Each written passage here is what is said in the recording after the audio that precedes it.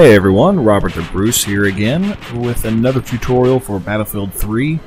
I've actually received a lot of requests for this, so today we're going to be looking at landing aircraft. We'll start out focusing on helicopters and we'll move into jets after that. So let's dive right in.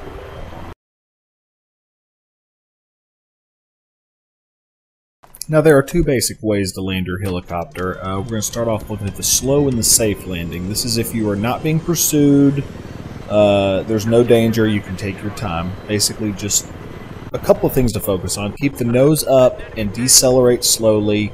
Use the accelerate button if you feel like you're going down too fast, and just set it down nice and easy. The biggest thing to focus on here is keeping it level. If you're tilted one way or the other, it's going to be real easy to flip the helicopter. This one comes in a little bit faster, but still relatively slow. I'll even hop out for a second so you can see that the helicopter is totally stopped and just chilling. You see I bounced a little bit there, but again, just focus on keeping it level and the nose up. If you start pointing that nose down or you come in too quickly and you're rolling a little bit, you're going to flip and blow up the helicopter real quick.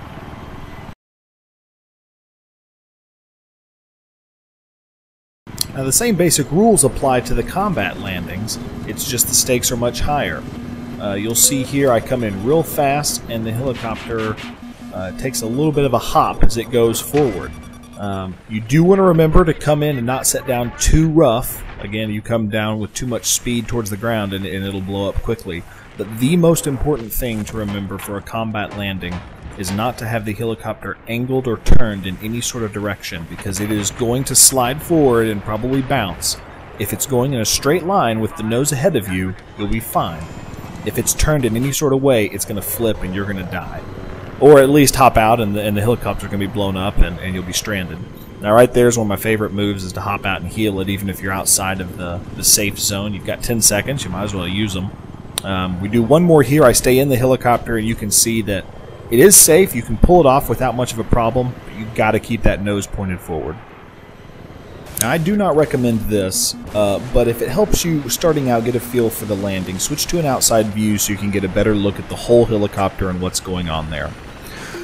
You need to practice inside, though, because eventually that's what you'll need to do. More importantly, I recommend a repair tool with an engineering class, obviously. If you're going to be doing a lot of helicopter piloting, it becomes invaluable while you're out there and can fix it on the go. Now here you'll see we get hit, so I'm going down to repair again. Now this is a classic example. I'm moving sideways, and it doesn't even seem like I'm moving sideways that much, but it is enough to flip the helicopter once I land and hop out.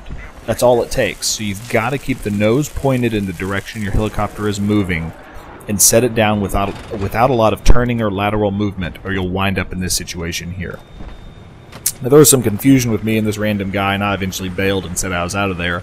Then I saw my teammate, my squad mate, had just spawned on me and was trying to save the helicopter, so I came back to try to help him out. And it looks like that thing is done, but miraculously it hadn't quite blown up yet.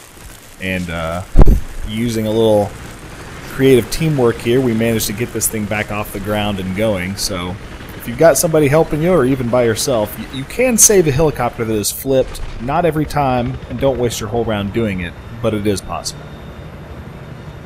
I want to show this clip for a couple of reasons. Number one, it's hilarious. I was trying to elude this guy who kept locking on to me. I knew it was a guy on the ground, and tried to get cute and fly through here, and totally failed.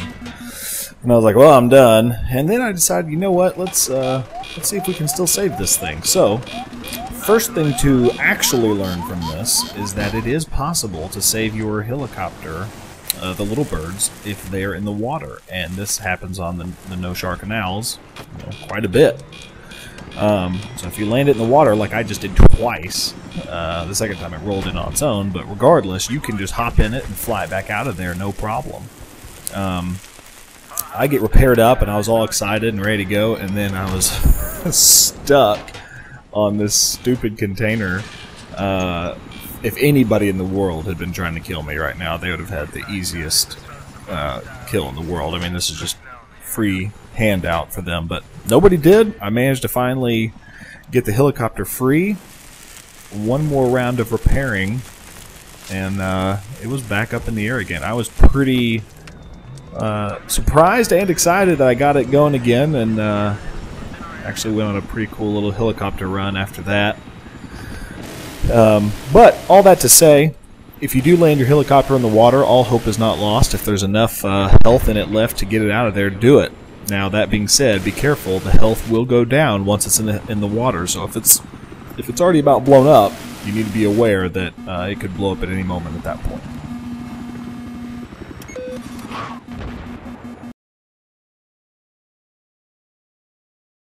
Now, jets are the same basic principles as the helicopters. Keep the nose pointed up and forward and the airspeed low, and you just guide it in for a nice easy landing.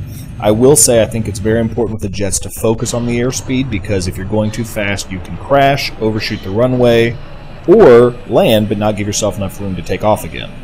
I like to get low in my altitude on my approach, and then once I'm low, then I focus on reducing my airspeed.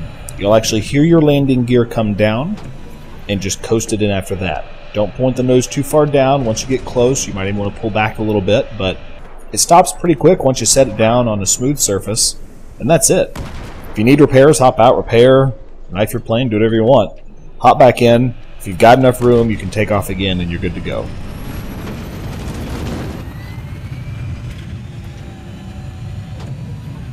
Now we're going to watch part of this clip again, and we're going to bring the in-game audio up because I want you to be able to hear when the landing gear comes down. You need to be listening for this as you're going in for an approach to make sure that your plane is ready to land and you're not going too fast.